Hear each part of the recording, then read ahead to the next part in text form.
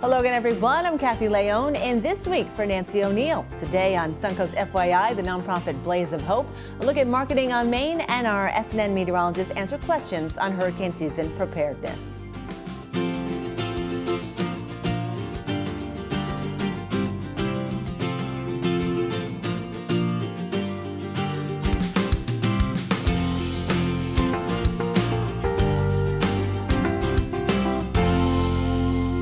Well, our first guests are the founder and CEO of the nonprofit Blaze of Hope, Lisa Moore, and Treasurer and Secretary Myra Barrera.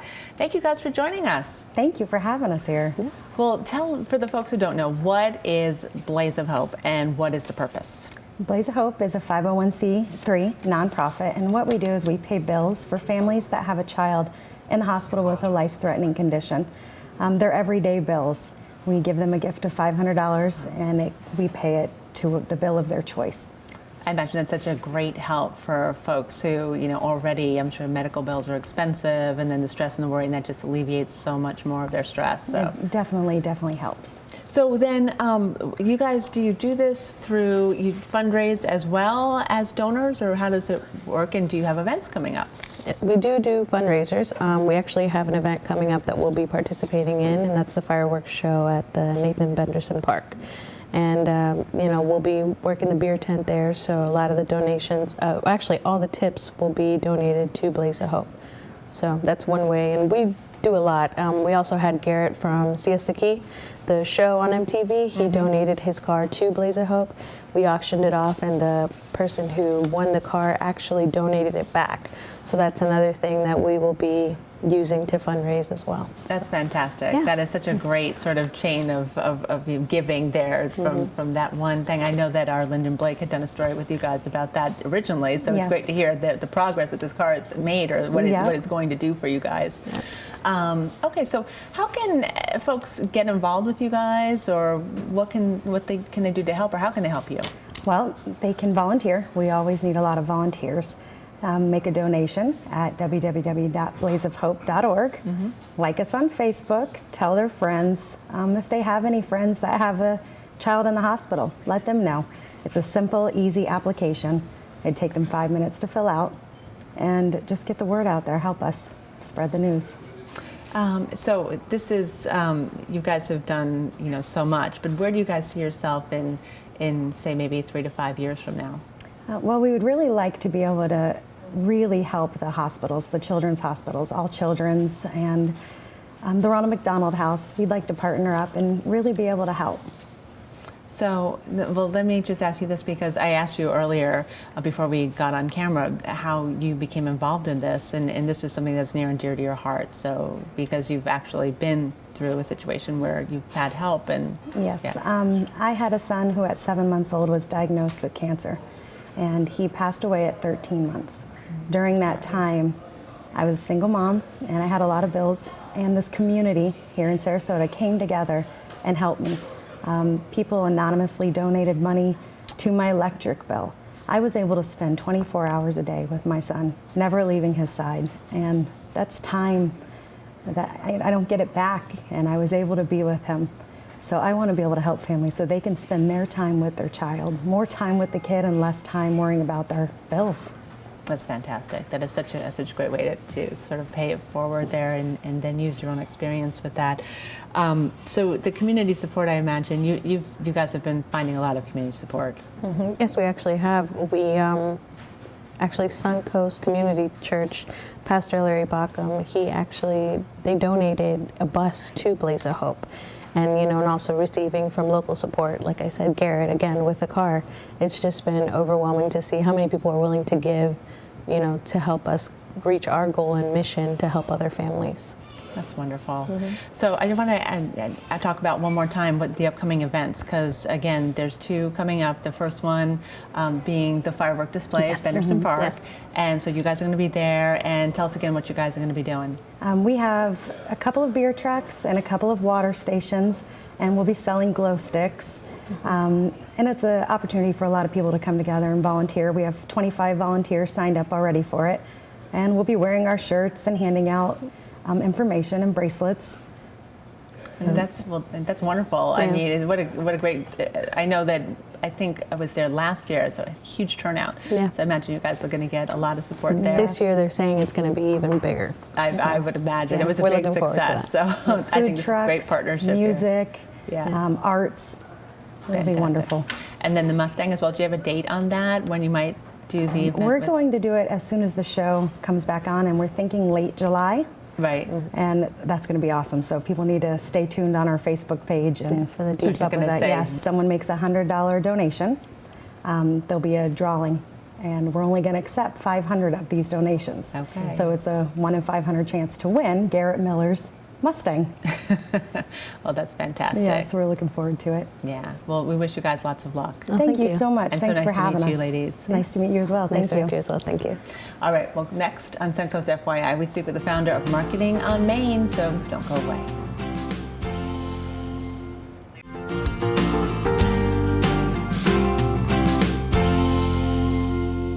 Well, our next guests are Gianna Kramer, a founder of Marketing on Main and co-owner of LG Kramer Flooring, and Christina Maxud, the owner of Maxu Productions. Thank you guys so much for joining us today. Thank you for having us. This is so exciting to be here with you. Well, I'm excited. Tell me what Marketing on Main is for folks who don't know. Sure. So Marketing on Main is a platform that business owners, guests of the community, industry leaders, anyone that loves Sarasota comes to experience what's happening in our community. So how do you do that? How do you get together? What does it entail? Sure. So how would you explain what we do at each venue that we go to? Well, we draw everybody in on Facebook and Eventbrite, and we kind of bring them in and do all this different marketing through videos and ads, and then have them vote what venue you want to go to each month, and then Yes. prepare them for every last Wednesday of the month for that venue. Exactly. So this is like a real experience. You Yeah. really want Oh, everyone yeah. to experience all that's out there. Absolutely. So as a business owner, how has this maybe helped you or affected you? Well, it's been pretty great. I think I've been working with Gianna for over a year now, and I own a video production business, and my job there is to interview all the different businesses there, and me interviewing them, I get to build those relationships with them, and they know who I am so that they could use us for commercials later on.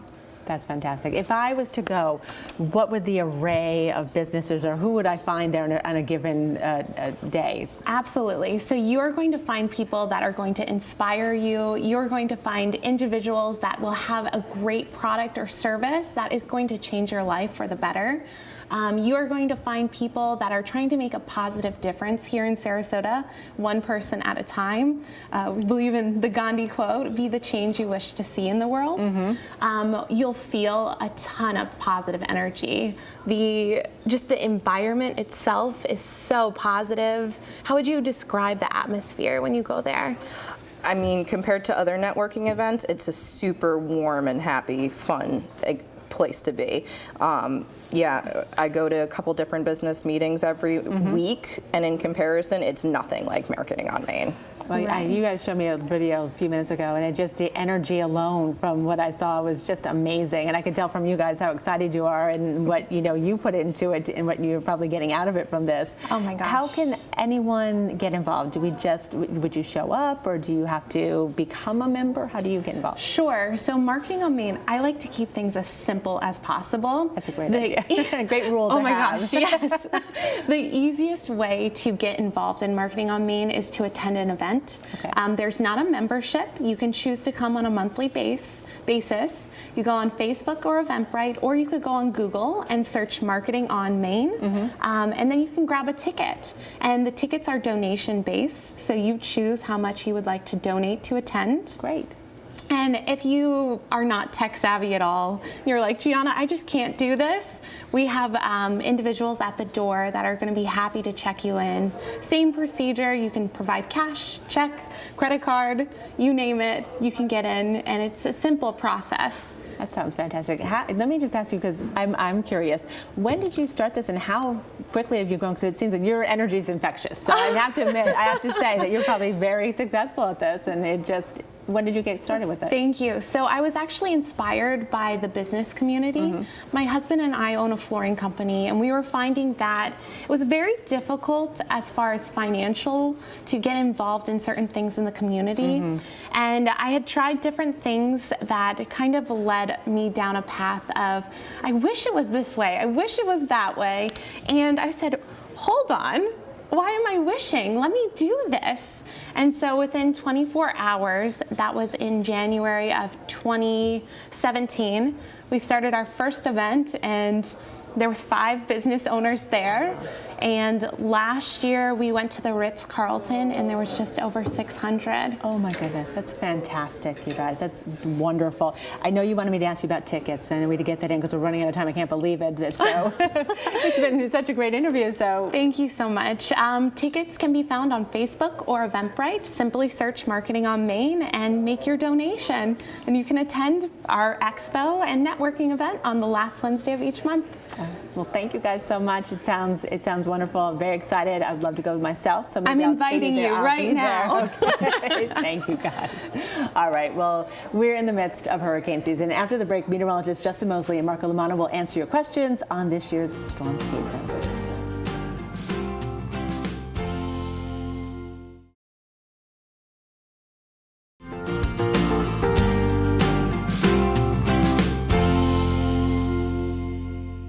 SNN's meteorologists have been keeping us up to date with what's happening in the tropics. Justin Mosley, Marco Lamana, and Dan Henry join us now answering questions you may have about this year's hurricane season. All right, thanks, Kathy, and hi, everybody. Well, hurricane season is now here, and now is the time to get prepared. We're fortunate to be here with you on Suncoast FYI, and I'm not here by myself. I want to bring in the SNN forecast team, and we have meteorologist Marco Lamano and also Dan Henry. We're here to talk about what we saw with Irma and also what to expect as we head into the season ahead. I think Irma was kind of a wake-up call for us, right, guys? Yeah, I mean, Irma, even though 2017 we were hit by a hurricane, Florida anyway, in 2016 with Hermine and a close call with Matthew. 2017, as we were talking about actually before we started this, 2017 is really the Suncoast big wake-up call. Exactly. Very close call there. We were very fortunate how it ended up for us. But you know, it was still something that a lot of viewers were telling me they had a lot of anxiety over. Absolutely. Right, Dan? You were just starting. I was just starting, but first major hurricane for any one of us in the United States, obviously, outside of Harvey. But outside of Harvey, you know, and Irma, there was no major hurricane between 2005 and 2017. So it was an abnormally long time period where we didn't get any sort of strong landfall. And I think that sort of lulled people into a sense of false security that maybe we weren't going to get hit next year because we didn't get hit last year. And unfortunately, that's just not the way it works. We went through a big hurricane drought, so to speak, and we typically go through these multi-decadal cycles. And as Dan just mentioned, we had this large period where we didn't see any tropical activity, and then just like a light switch, we had so much going on. As we look at the season ahead, a lot of factors that we look at here in our forecast center, along with Colorado State and other forecast entities out there, but we're looking at a big difference in sea surface temperatures, a lot cooler over the open tropical Atlantic, right, guys? Yeah, and it's not typical to be that cool with water temperatures under 80, and in some cases well under 80, as we're seeing with a lot of the Atlantic. Not the case with the Caribbean or the Gulf, but definitely a case out in the Atlantic. And 80 degrees is really the minimum that you're going to need for a hurricane, for a tropical storm to develop. And so with that, what I find most interesting is that the expectation, or at least the outlooks that I saw, were forecasting a weak El Nino, but the cool sea surface temperatures, to me, would represent something a bit stronger than that. So I'm very curious to see how those waters remain and how the temperatures fluctuate going into the very active months in August and September. And that's just one factor that we look at. We also look in the upper atmosphere, the atmospherics, as I like to call it, to see if there's any wind shear, dry air. Those are factors as well, right, Dan? Yeah, of course. And actually, going off of what Marco said, whether or not an El Nino develops or a La Nina develops, that's going to influence the patterns of wind shear across the entirety of the tropical Atlantic. So the phase of the El Nino or La Nina doesn't just affect the water temperature. It also affects the patterns of wind shear, where we have different areas of uplift and downlift, so rising and sinking air across the Caribbean, across the tropical Atlantic, and of course the Gulf of Mexico. So those are all obviously big parts of forecasting for the upcoming season. And on average, we typically see about 12 named storms. 6 of those become hurricanes, and about 2 become major storms. That's Category 3 or higher. And we're forecasting right now a near normal hurricane season. But the takeaway from all this, despite what we're saying with these numbers, we all need to be prepared as if you were going to be hit by a storm. So it only takes one. I think back to the 1992 hurricane season. We saw Hurricane Andrew, a very slow start to that season. It developed in August, which is fairly late. But again, it hit South Florida with a devastating blow, a Category 5 storm. We've only seen 3 of those in the continental United States making landfall. So again, the idea is to prepare now while we have time. And when we think about preparation, what do we need, Dan? Well, you need a plan, of course. That's the biggest thing, is the mental part of preparation, is knowing where you'll go in the event that you are asked to evacuate. And then, of course, knowing your zone and knowing where your level, your evacuation level. And that's new this season for Sarasota County. Yeah. We're now referring to those colors on the map that you see as far as evacuation or as evacuation levels. So beyond that, we really do need to know our evacuation level, and that is new from Sarasota EOC this year. They were referred to as zones. Those are the colors on the map that you typically see, telling you where you should evacuate if you live, but those are known as evacuation levels now.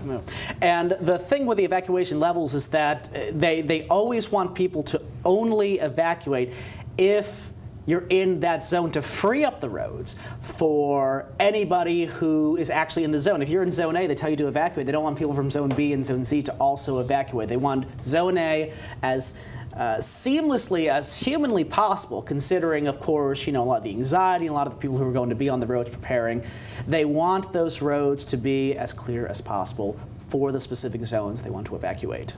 That's right. We don't want to have like mass chaos out there. The bottom line with all this, when you look at those evacuation levels, the idea, you want to run from the water and hide from the wind. And when we say run from the water, you don't have to go hundreds of miles inland. You don't have to go to Orlando. You don't have to go to Arcadia.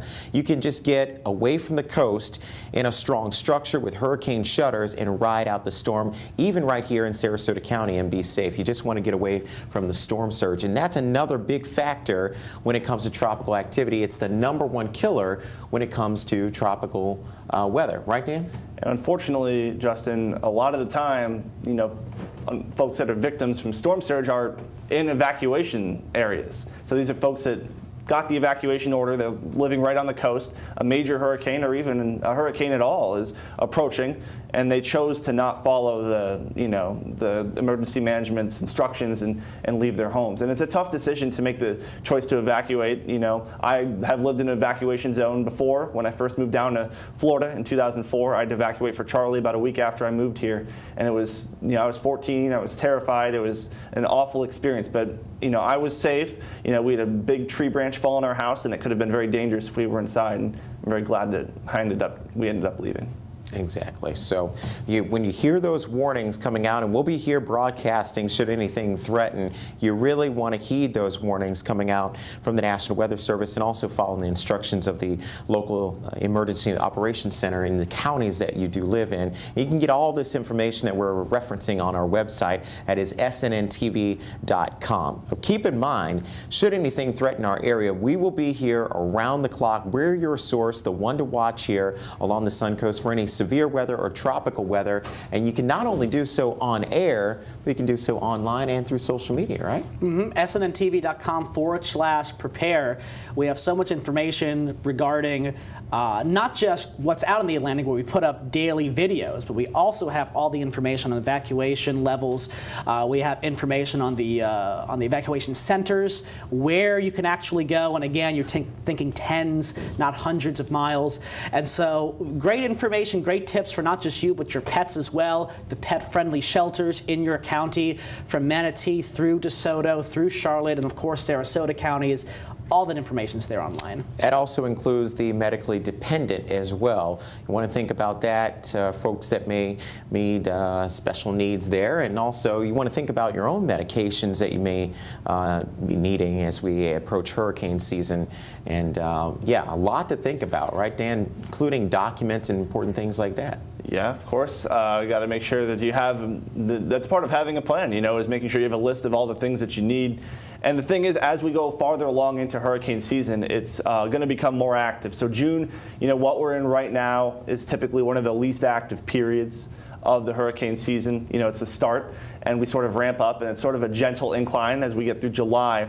And then the season really ramps up right around August 15th, and between August 15th and around October 15th, it's that 2-month stretch. Even after summer is over, you'd think that hurricane season would be over, but because there's a seasonal lag between when the temperatures on land are warmest and the temperatures over water are warmest, that means that hurricane season actually lasts well into fall and even into almost the beginning of winter. And can be more active, in fact, for the west coast of the state of Florida late in the hurricane season. We look to the south of the Caribbean Sea, and the way the steering pattern's set up, they typically see stuff pushing into Florida. So thanks, guys, for being here with us on Suncoast FYI. Just want to reiterate, now is the time to get prepared. That's the takeaway from all this, while we do not have anything brewing out there in the open waters of the Atlantic Ocean.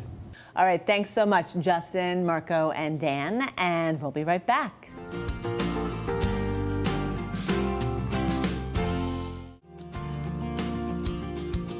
Coming up this weekend on the Suncoast, it's the exciting Suncoast Offshore Powerboat Racing Festival. It starts Saturday and continues throughout the weekend with the Suncoast Grand Prix Car Show. If you would like to promote your community event on Suncoast FYI, we'd love to hear from you.